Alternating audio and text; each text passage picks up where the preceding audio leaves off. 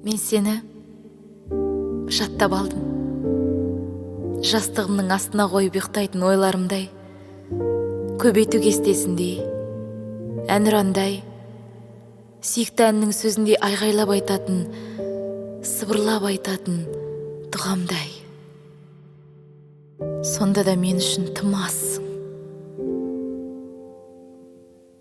Тым азсың, сондықтан өзіме көп болып көрінем. Біз жүрген жолдарда іздерім тек менің, жылу қолдардың тек менің есімде.